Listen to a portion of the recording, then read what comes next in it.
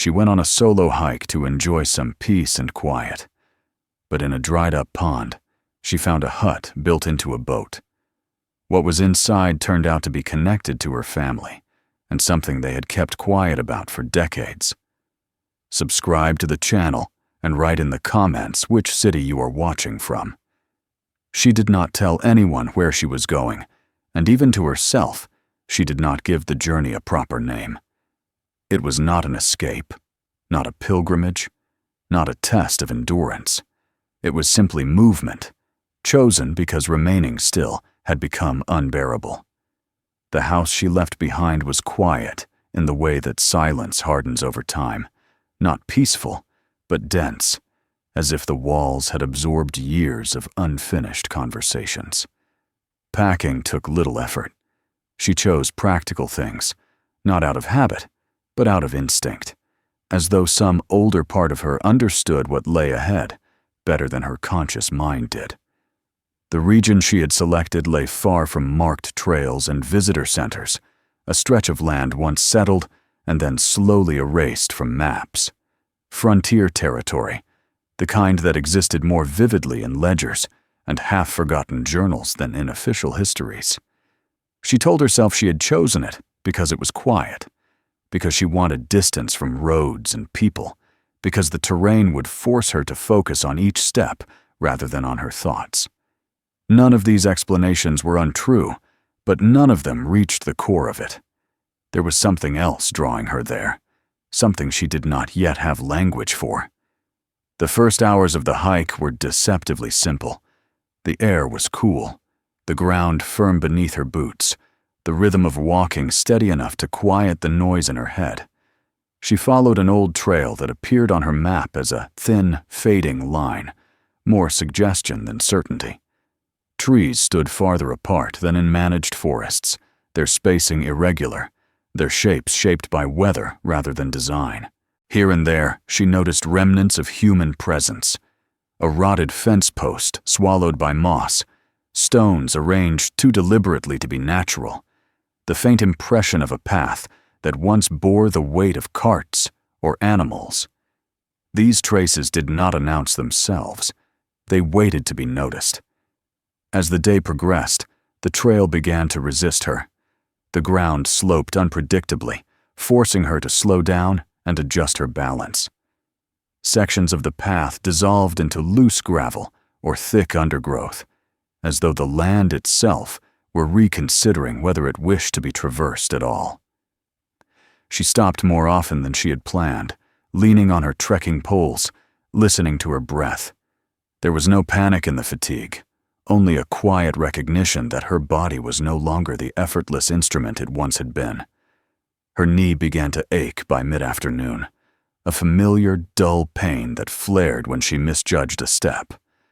She adjusted her pace without resentment, allowing herself to move more carefully. For years, she had been skilled at ignoring discomfort, at pressing through it until it faded into the background. Now she found herself less inclined to do so. Each sensation carried information, and she listened to it. The weight of the pack pressed into her shoulders, reminding her that everything she needed was with her, and that everything she had left behind was, for the moment, unreachable. As she walked, her thoughts drifted not to recent events, but to fragments of memory she had never fully examined. Family gatherings, where certain topics were sidestepped with practiced ease. Stories that ended abruptly, as though someone had closed a door mid-sentence. Names mentioned once and never again. As a child, she had accepted these omissions without question. Every family, she had assumed, had its shadows. As an adult, she had learned to live alongside them, sensing their presence without attempting to illuminate them.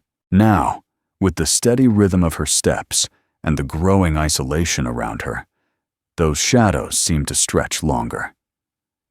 By late afternoon, the trail on her map no longer corresponded to what lay before her. What had once been a discernible path thinned into nothing more than disturbed earth, then vanished entirely beneath brush and fallen leaves. She stopped, studying her surroundings, turning slowly in place. There was no immediate sense of danger, but there was a shift in the air, a subtle awareness that she had crossed an invisible threshold. She could attempt to retrace her steps, but the idea did not appeal to her. Going back felt like denial, like refusing to acknowledge something that had already happened. She chose a direction that felt right, rather than one that could be justified logically. The land dipped downward, and with it the air grew heavier, carrying the faint scent of stagnant water. The trees grew closer together, their roots twisting across the ground like exposed veins. Each step required attention now. The earth softened beneath her boots, yielding slightly before firming again. She tested the ground with her poles before committing her weight, aware that a misstep here could cost her more than time. As daylight waned, she found a small clearing where the ground rose just enough to remain dry. She set up her camp without ceremony, movements efficient, practiced. The simple acts of unrolling her sleeping pad and securing her shelter grounded her, anchoring her to the present moment. When she finally sat down, the fatigue she had been holding at bay settled into her bones. She ate slowly, tasting each bite, listening to the forest as it shifted toward night. Sleep came in fragments. The unfamiliar sounds of the land kept her hovering near wakefulness, alert without being afraid. At times, she dreamed of water, vast and uncontained, moving through spaces that should have been solid. She woke before dawn with a stiffness that made her wince, her knee protesting as she stood.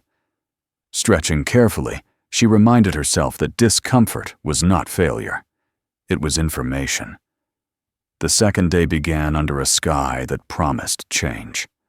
Clouds moved low and fast, their edges blurred, as though they were dissolving even as they traveled. She packed up and continued forward, aware now that she was no longer following a route, so much as negotiating with the terrain. The ground sloped downward more consistently, guiding her toward a basin where the air felt cooler and damper. Vegetation thickened, reeds appearing among the trees, their pale stalks whispering against one another. By mid-morning, the earth beneath her boots grew treacherous.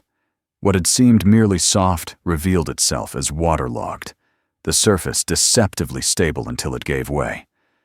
More than once, she felt the ground shift beneath her, sucking at her boots with a quiet insistence.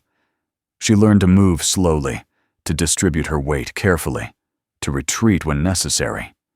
Each successful step brought a sense of cautious satisfaction, not triumph, but persistence.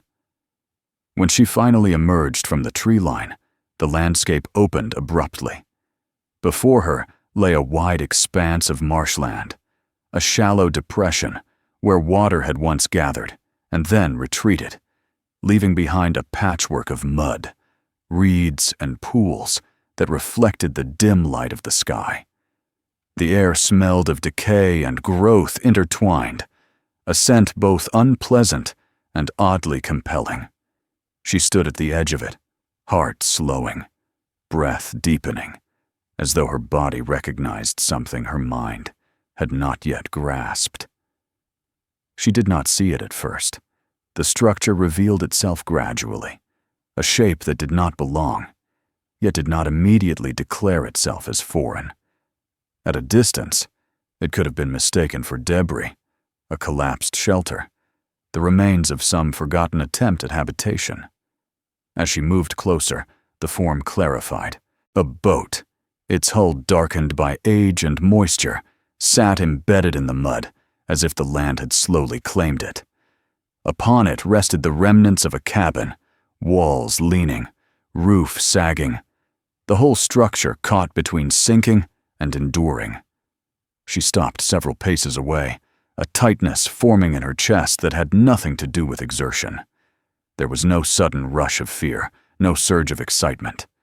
Instead, a quiet, disorienting sense of familiarity settled over her, as though she had stepped into a room she had never entered yet somehow knew.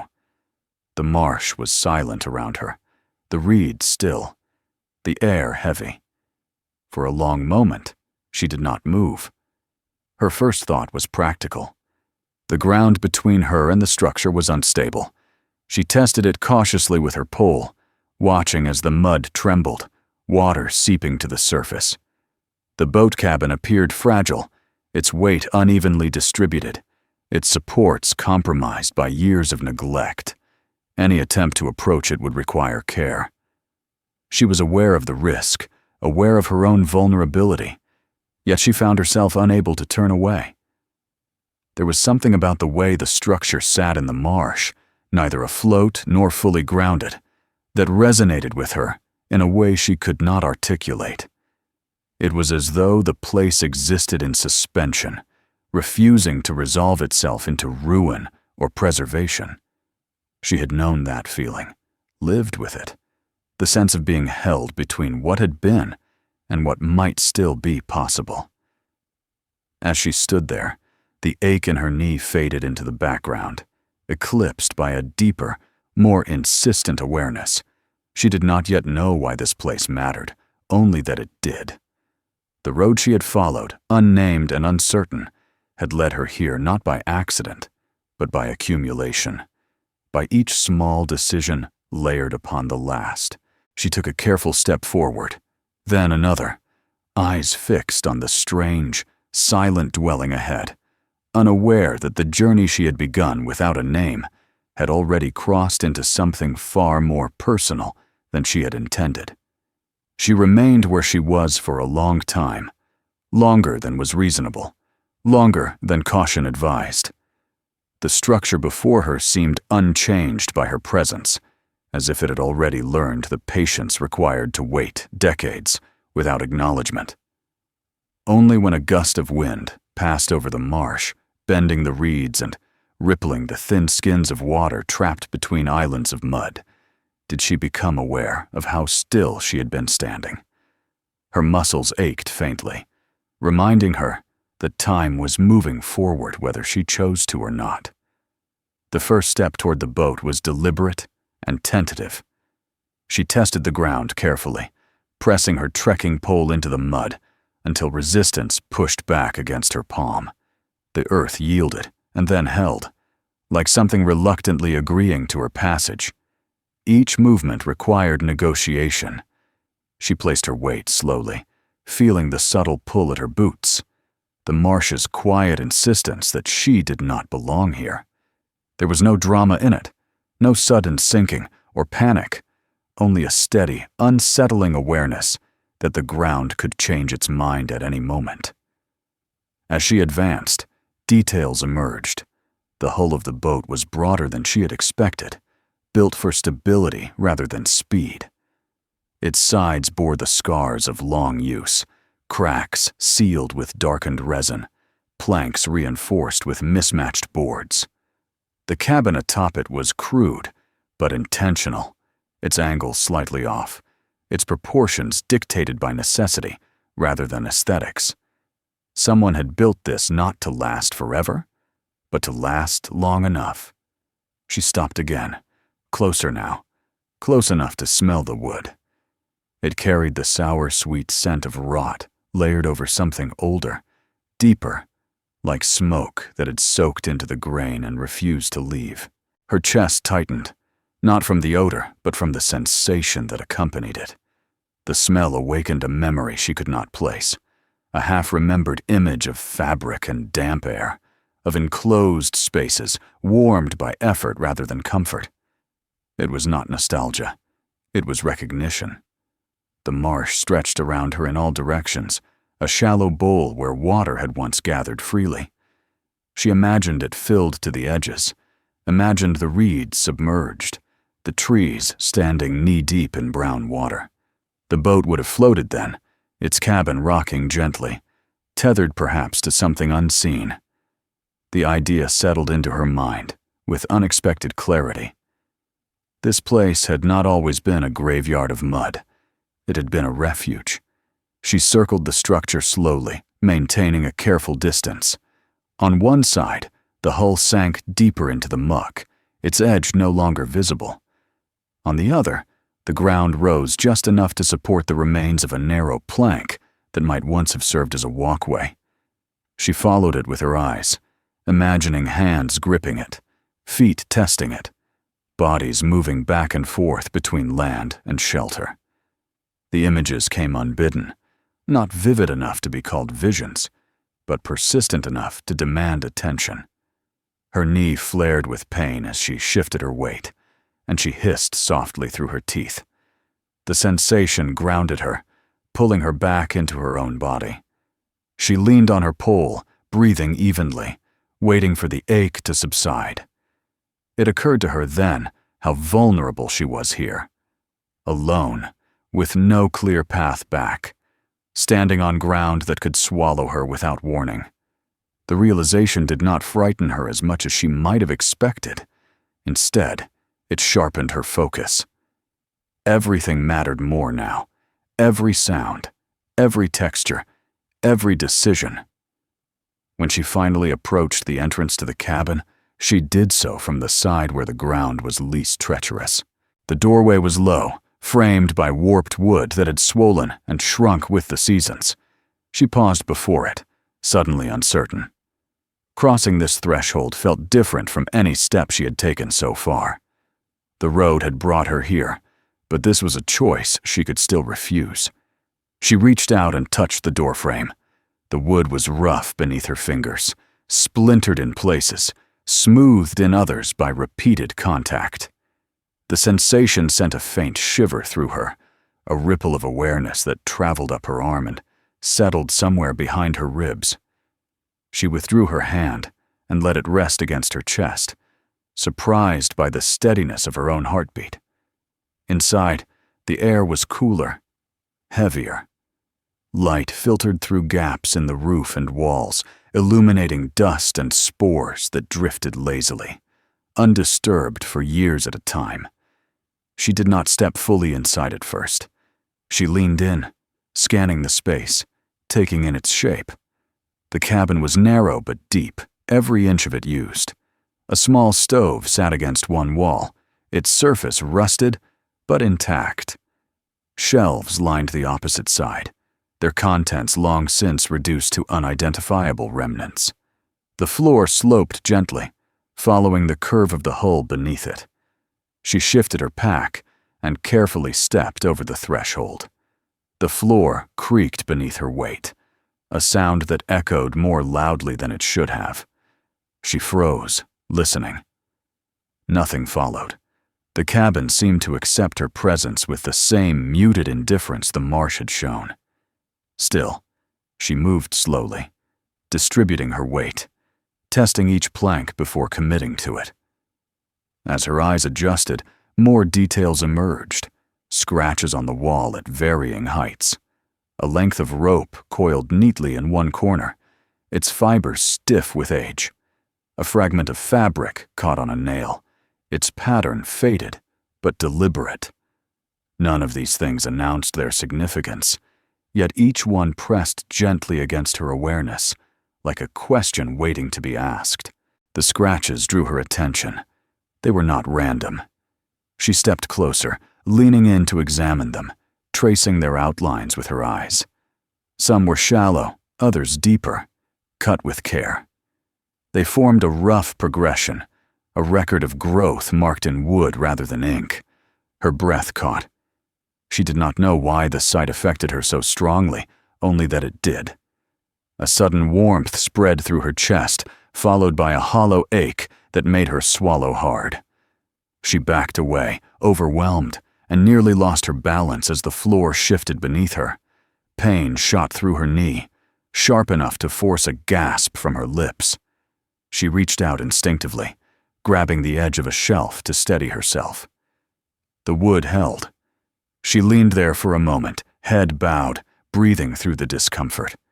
Tears pricked at her eyes, not from pain alone, but from the accumulation of sensations she could no longer neatly separate. The wind outside rose, rattling the reeds, sending a low moan through the gaps in the cabin walls. The sound wrapped around her, enclosing her in a space that felt suddenly intimate, almost confining. She realized then how long it had been since she had allowed herself to feel this exposed. In her everyday life, walls had been solid, floors reliable, histories neatly arranged. Here, nothing offered that kind of certainty.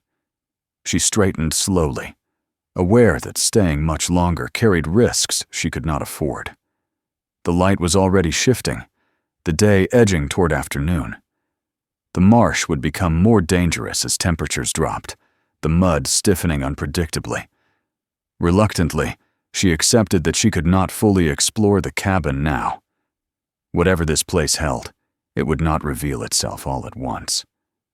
Before leaving, she took a moment to fix the image of the cabin in her mind. The angle of the roof, the placement of the shelves, the way the scratches caught the light. She wanted to remember it not as a curiosity, but as something more precise, something she might need to return to. Stepping back out into the marsh, she felt a pang of loss, sharp and unexpected, as though she were abandoning someone mid-conversation. The journey away from the cabin was slower, more cautious. Each step felt heavier, not only because of the treacherous ground, but because of the weight of what she carried with her now. The marsh no longer felt merely like a difficult landscape. It felt like a boundary, a place where something had been held in suspension, waiting for the right moment to be disturbed. When she reached firmer ground and paused to look back, the structure was already beginning to blend into its surroundings. From a distance, it lost its definition, becoming once again a shape among shapes, a suggestion rather than a declaration. She understood then how easily it could have been overlooked, how many times people might have passed near it without ever seeing it for what it was. As she turned away and began to retrace her steps toward the edge of the marsh, her mind worked quietly, assembling fragments without yet committing to a conclusion. The road that had brought her here had narrowed into something more precise. Whatever lay ahead would require help, knowledge she did not possess on her own. The thought unsettled her, but it also carried a strange sense of relief. She had come this far alone. The next part of the journey, she sensed, would not allow that solitude to remain unchallenged. She did not go far before the weight of what she had seen began to press against her with a quiet insistence. Each step away from the marsh felt wrong, not because she feared leaving something behind, but because something had already followed her. The image of the cabin lodged itself in her thoughts with a clarity that surprised her. She could recall the angle of the warped boards, the way the light fell through the broken roof, the smell of old smoke trapped in damp wood. These were not impressions that faded as distance grew. They sharpened. The ground rose gradually, pulling her out of the wet basin and into firmer terrain. Her knee throbbed steadily now, no longer a sharp warning, but a persistent reminder of limits. She adjusted her pace, aware that pain slowed her thinking as much as her movement. More than once she stopped, leaning on her pole, closing her eyes. Each pause became an opportunity for memory to surface, not memories of the cabin itself, but of moments long buried beneath routine.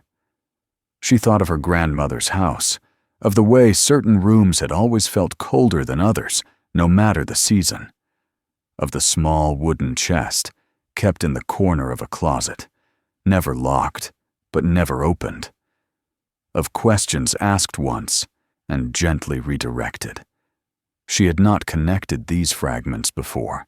They had existed separately, harmlessly. Now they gathered around a single point, circling it, waiting. By the time she reached a patch of ground dry enough to stop without caution, the light had shifted noticeably. Afternoon was thinning. She set her pack down and lowered herself carefully, stretching her leg until the ache dulled. The forest around her felt different now, less anonymous. Trees stood like witnesses, indifferent but present. She realized she was no longer thinking about whether she should return to the cabin. She was thinking about how. The decision to go back was not sudden. It unfolded quietly, as if it had been made the moment she first stepped into the marsh. What surprised her was not the resolve itself, but the clarity that came with it. She knew she could not do this alone. The cabin was unstable, the ground unpredictable, her body already compromised, and beyond the physical risks lay something else, something less tangible, but equally dangerous. The possibility that what she found there would demand more than observation. It would demand understanding. She resumed walking, angling toward a location marked faintly on her map. An old ranger outpost, abandoned years ago, but rumored to still be used occasionally by surveyors or researchers.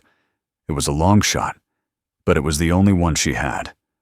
The path was uneven, forcing her to rely more heavily on her poles.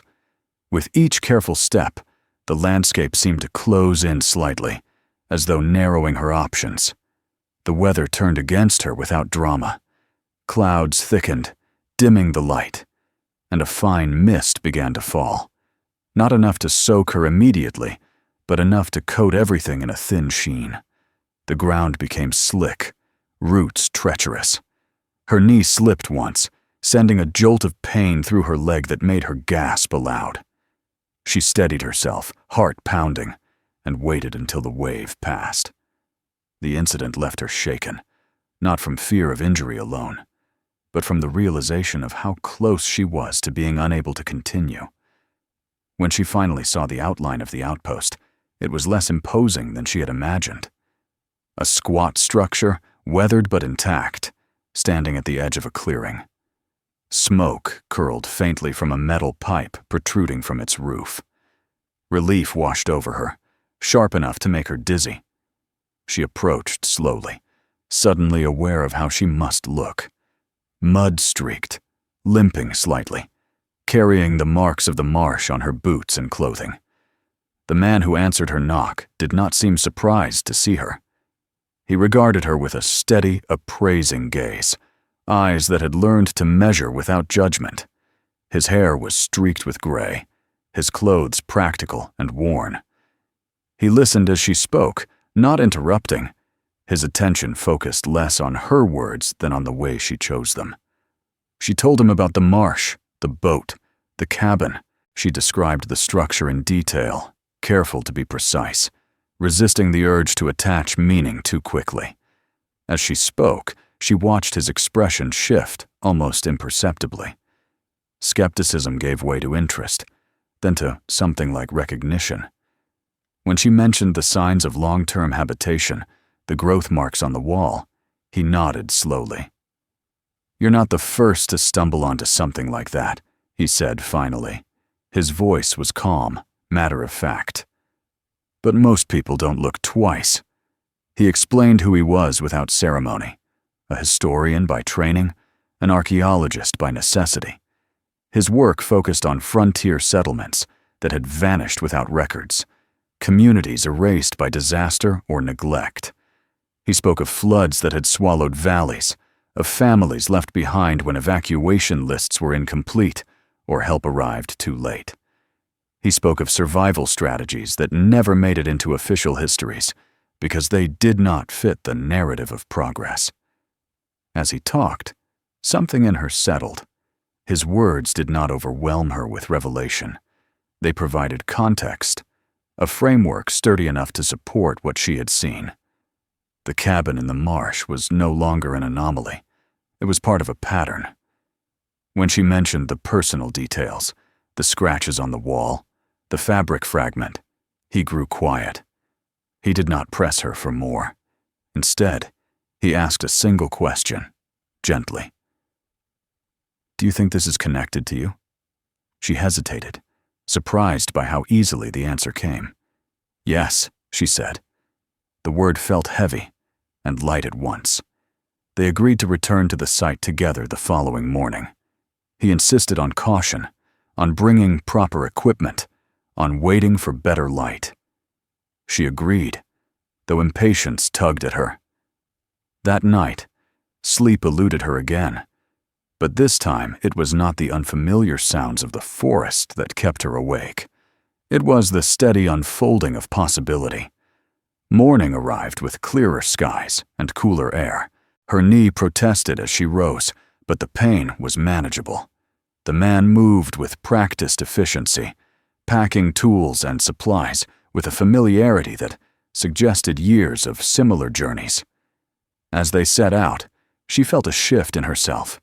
The solitude she had carried for days was giving way to something else. Not dependence, but shared purpose. The return to the marsh was slower, more deliberate. He chose the path carefully, testing the ground, marking safer routes. When the cabin came into view again, she felt the same tightening in her chest, but this time it was accompanied by a strange sense of steadiness.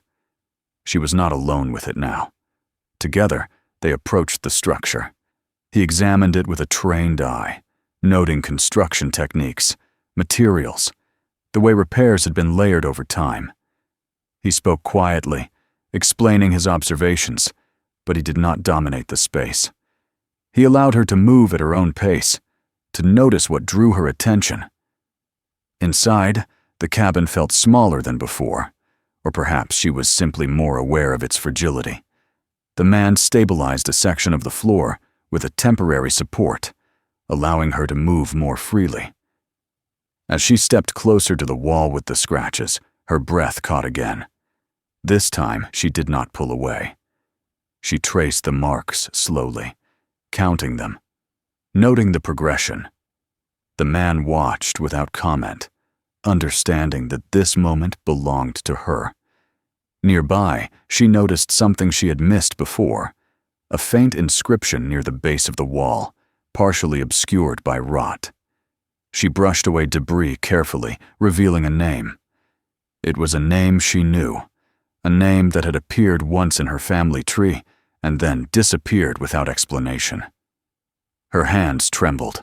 The man leaned in, reading it, then straightened. He did not speak. He did not need to. The silence between them held acknowledgement, respect. As they continued to examine the cabin, more connections emerged. Dates carved into wood that aligned with family records. A small object tucked into a crevice that matched something she had seen in her grandmother's chest. Each discovery tightened the thread linking past and present until it could no longer be denied. The weight of it settled on her slowly. This was not just a place where someone had lived. It was a place where her own history had been shaped, altered by necessity and loss. The realization brought with it a surge of emotion she struggled to contain. Grief for what had been endured, anger at the silence that followed, and beneath it all, a profound sense of continuity. When they finally stepped back into the open air, the marsh seemed less hostile, less alien. It was still dangerous, still unstable, but it no longer felt like an enemy. It felt like a keeper of memory, imperfect but persistent. The man spoke then of documentation, of preservation, of the importance of bringing such stories into the light. She listened, aware that the next decision would be hers.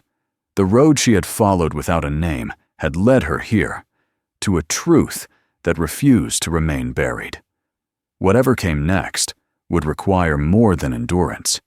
It would require choice. They did not leave the marsh immediately.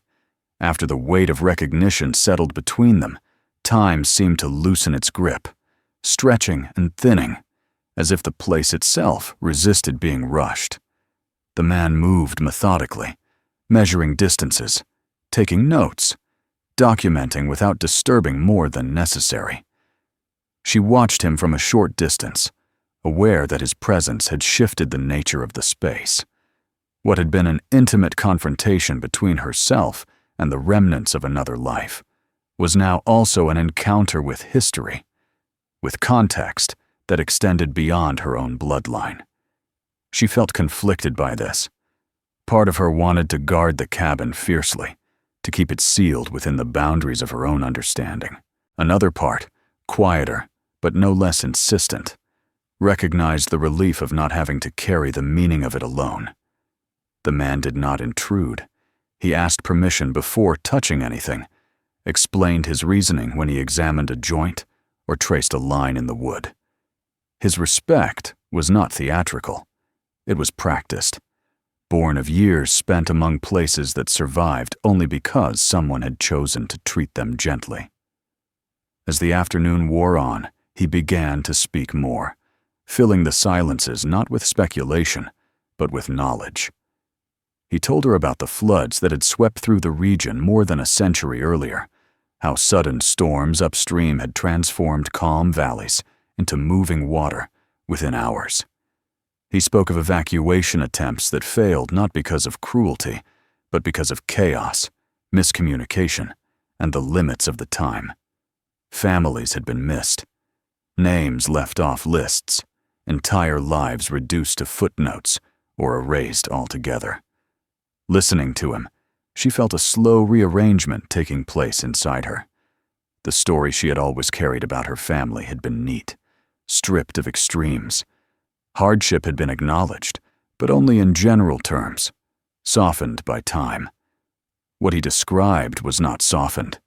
It was raw, improvised survival, the kind that left marks not only on bodies, but on generations. They left the marsh as the light began to fade, retracing their careful path. The ground still pulled at her boots, but she no longer felt the same resistance. Her knee ached, and fatigue pressed in on her from all sides. Yet there was a steadiness to her movement that had not been there before.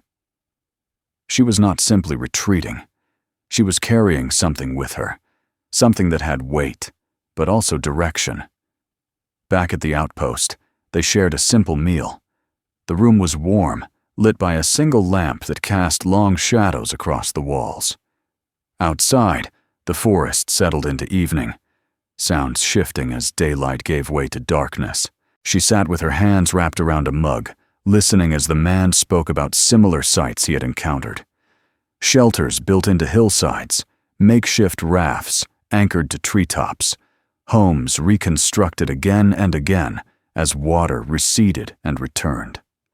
Patterns of ingenuity repeated across landscapes and decades. He did not romanticize these stories.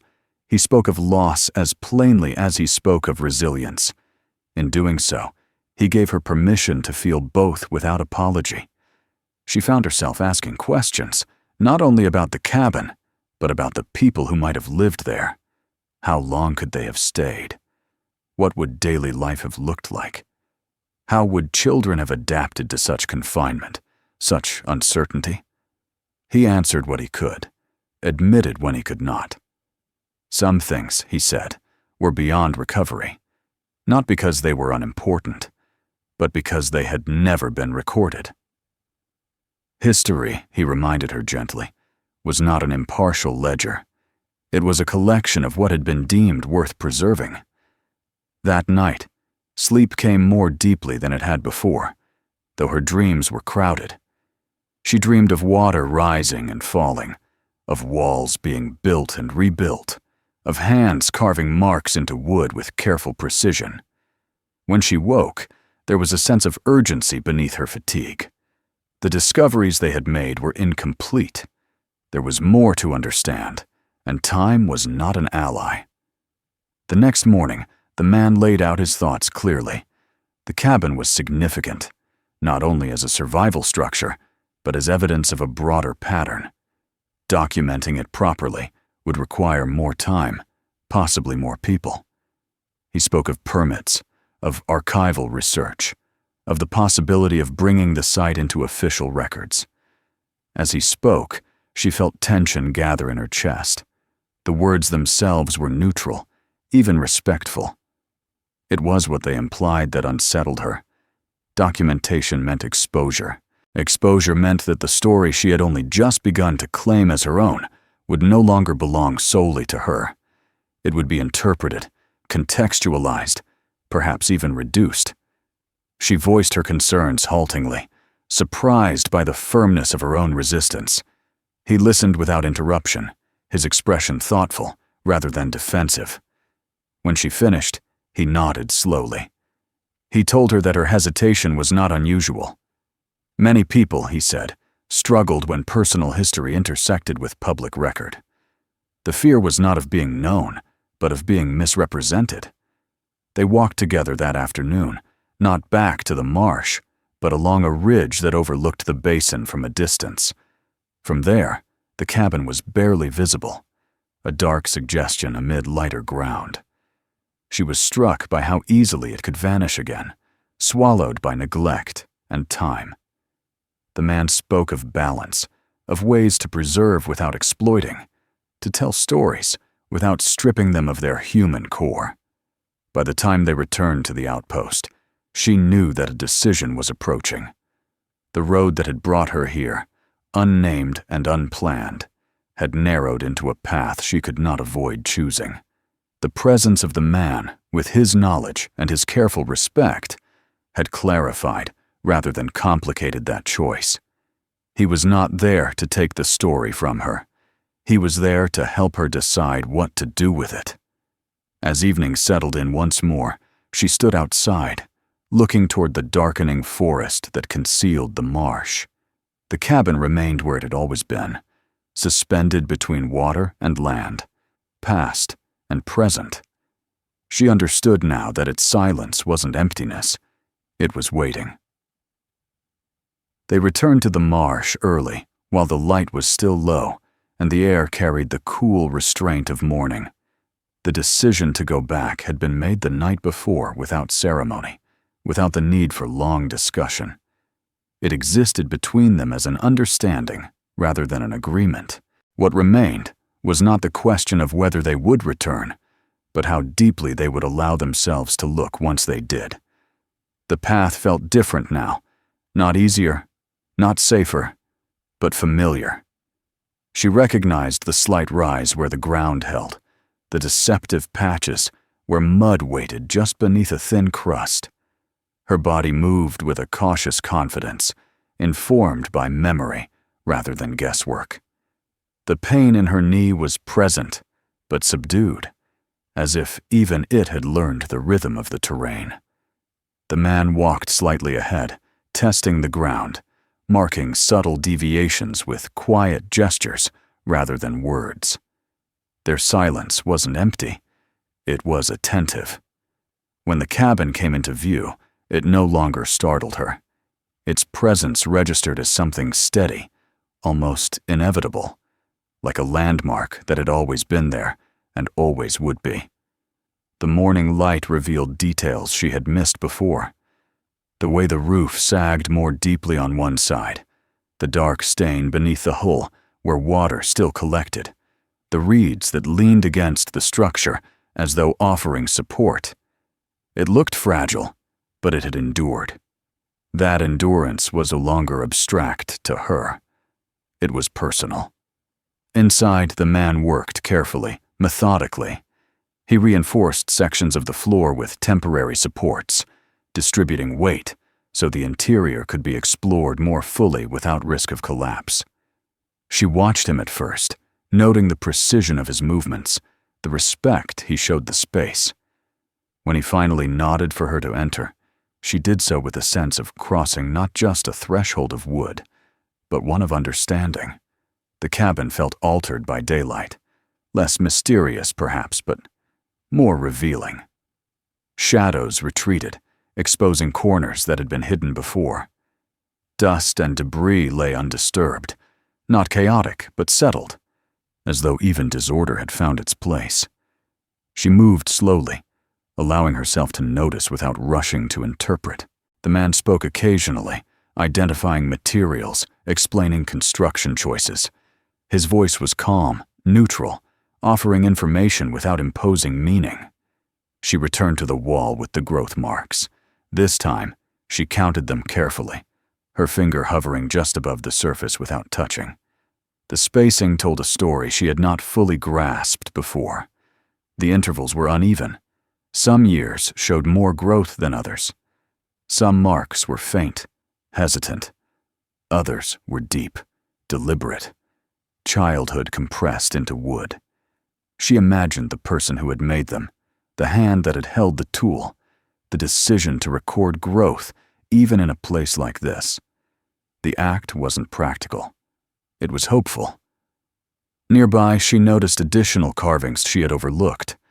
Dates, faint but legible when the light struck them at the right angle. She compared them silently to the timeline she carried in her head, fragments of family history she had absorbed without question. The alignment was unmistakable. The years matched periods of absence in the records she knew, times when the family narrative leaped forward without explanation. The man observed her reactions without interrupting. When she turned to him, her face pale, her expression unguarded, he nodded once, slowly. He did not say her suspicions aloud. He let them belong to her. They continued deeper into the cabin. In a narrow space beneath one of the shelves, she found a small bundle wrapped in deteriorated cloth. She hesitated before touching it, aware of the significance such objects often carried. When she finally unfolded the fabric, she found a simple item, worn smooth by use. It was unremarkable in isolation, but she had seen it before, or something like it, in her grandmother's house, in the bottom of a chest that was never discussed. The resemblance was too precise to dismiss. Her breath caught. The object felt warm in her hands despite the chill of the cabin. Memory flooded her, not as images, but as sensations. The smell of old wood, the texture of woven fabric, the way her grandmother's voice had softened when she spoke of certain things and hardened when she refused to speak of others. This was not discovery in the archaeological sense. This was recognition. She sank onto a stable section of floor, the weight of the moment pressing her downward. The man crouched nearby, giving her space while remaining present. When she finally spoke, her voice was quiet but steady. She told him what she knew, or thought she knew, about her family. The gaps, the silences, the names that vanished from records without explanation. As she spoke, the story began to take shape, not as a revelation imposed from outside, but as a structure assembled from within. He listened carefully, then added context where he could. He spoke of families who survived disasters only to face exclusion afterward, of communities that rebuilt themselves by erasing what did not fit, what was too painful, too destabilizing. Survival, he reminded her gently, often came with costs that extended far beyond the immediate crisis. Together, they began to piece it together. The flood that forced a family onto the water. The decision to build a home where there should have been none. The months, perhaps years, spent suspended between safety and danger. The loss that followed, not necessarily from the flood itself, but from the conditions that came after. Illness, injury, exhaustion, a child who did not survive, another who did, carrying forward a story that would later be simplified, then silenced. The realization struck her with a force she had not anticipated. The family she came from had not simply endured hardship. They had lived through something that could not be integrated into polite history. The silence that followed was not neglect. It was strategy. Forgetting, she understood now, had been a form of protection. The man spoke then of the importance of such sites, of how they challenged official narratives. He suggested documenting the cabin, bringing it into the public record. His words were measured, respectful. He did not frame it as obligation, but as opportunity. An opportunity to restore visibility to lives that had been deliberately obscured. She felt the conflict rise immediately. To document the site would be to expose her family's past to scrutiny, interpretation, perhaps even judgment. It would mean surrendering control over the story she had only just begun to understand. The thought tightened her chest, made her feel suddenly defensive, territorial. She voiced these fears, surprised by the intensity of her reaction. She had expected uncertainty. What she felt instead was resistance.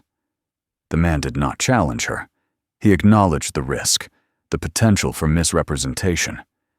He spoke of the fine line between preservation and exploitation, of how easily human stories could be flattened when removed from their context. They stood in silence for a long moment, the cabin holding their words without comment. Outside, the marsh shifted subtly, water moving where there should have been none, mud settling into new configurations.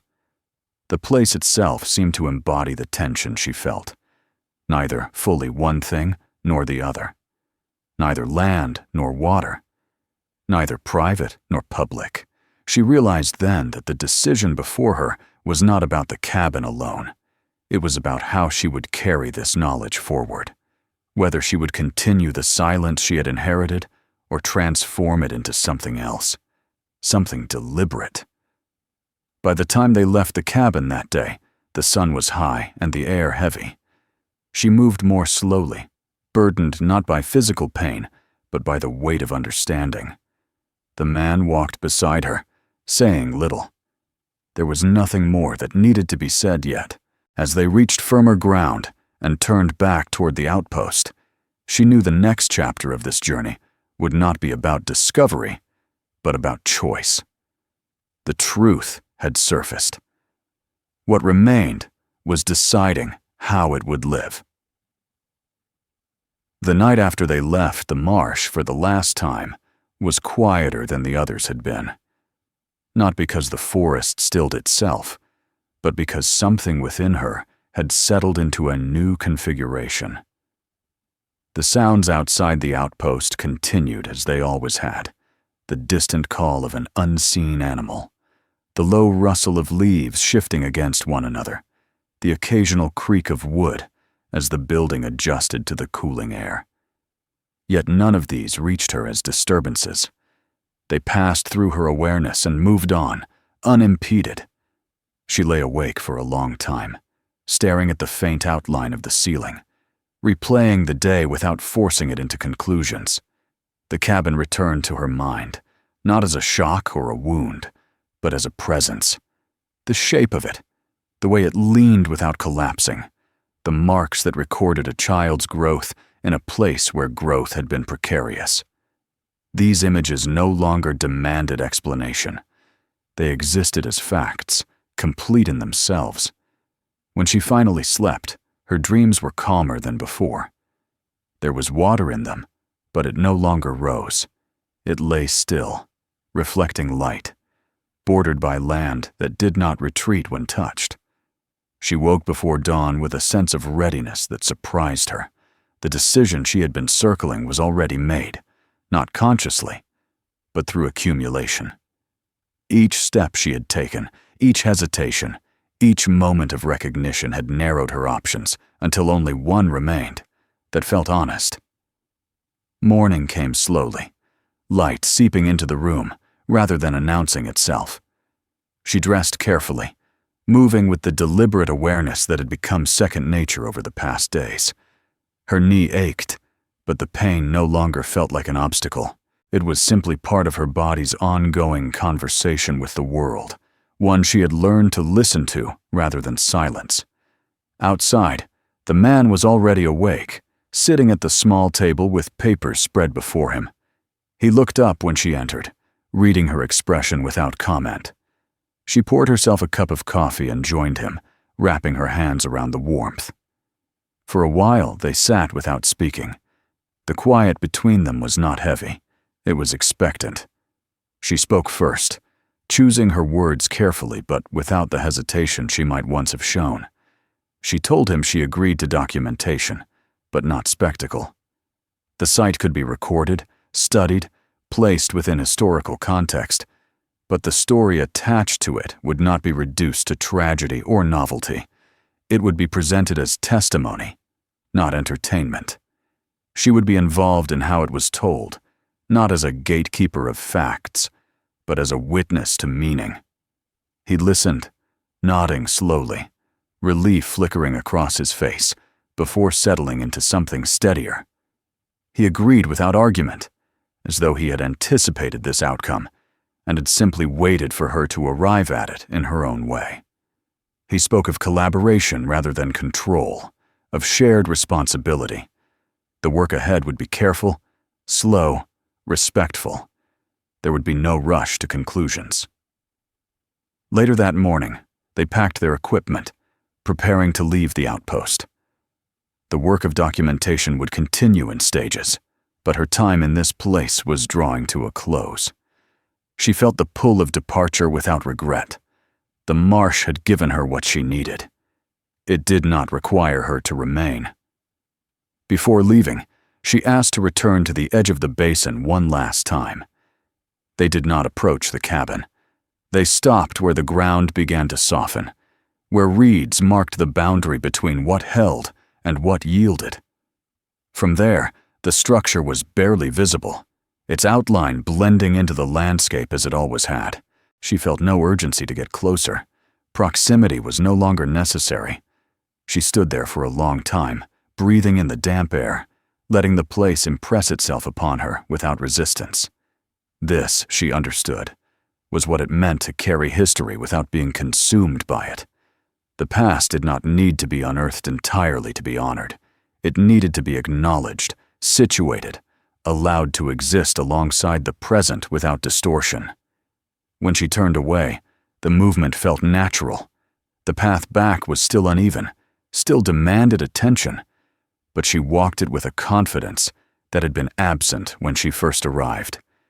Each step felt connected to the last, not as effort, but as continuity. The road without a name had not led her in a circle. It had carried her through.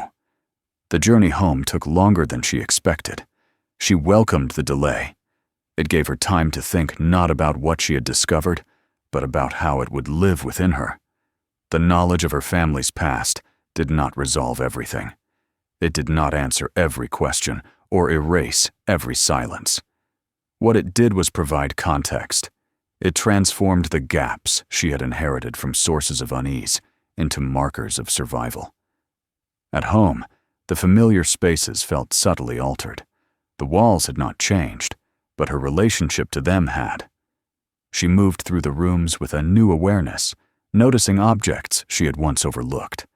When she opened the old wooden chest in the closet, she did so without hesitation. The items inside no longer frightened her. They aligned now, not as relics of shame, but as fragments of a larger story. She took out one small object and placed it on the table, not as a display, but as an anchor. It was enough to know it was there. She did not need to explain it to anyone yet. Some things gained strength by being held quietly. In the weeks that followed, she worked with the man from a distance, reviewing notes, clarifying details, offering perspective where documentation alone fell short. Their collaboration was measured, grounded in mutual respect. There were moments of disagreement, but they were resolved through dialogue rather than insistence.